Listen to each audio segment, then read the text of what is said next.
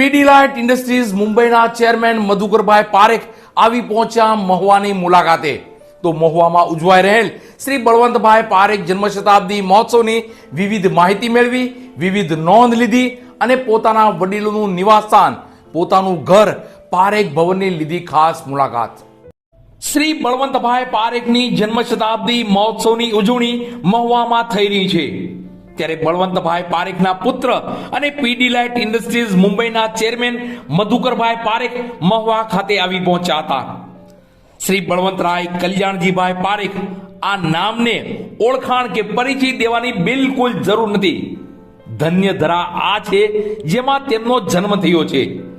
આજે મહુવા શહેરમાં ગ્રામ નિર્માણ સમાજ અને શ્રી બળવંતભાઈ પારેખ એજ્યુકેશન ટ્રસ્ટની પારેખ કોલેજીસ દ્વારા અને હનુમંત હોસ્પિટલ દ્વારા શ્રી બળવંતભાઈ પારેખની 100મી જન્મજયંતિની ઉજવણી થઈ રહી છે, જેમાં અસંખ્ય સ્પર્ધાઓના આયોજન થયા અને થનાર પણ છે.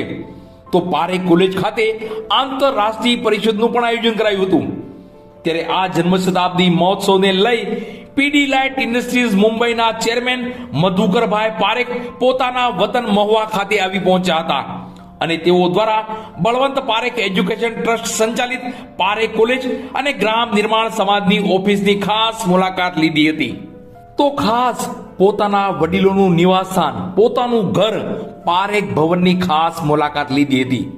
અને આ સમયે મધુકરભાઈ પારેખ અને ઇસ્માઇલભાઈ કલાણીયાએ જૂના દિવસો, જૂના સંસ્મરણોને વાગોળ્યા હતા.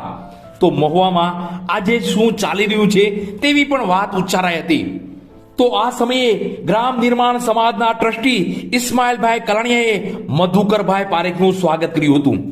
તો મીનાબેન સાંકળિયા, હેતલબેન સાંકળિયા અને કેતકીબેન દેસાઈએ મધુકરભાઈ પારેખને મળી શ્રી બળવંતભાઈ પારેખ જન્મશતાબ્દી મહોત્સવ અંતર્ગત યોજાયેલી વિવિધ સ્પર્ધાઓની માહિતી પણ આપી હતી.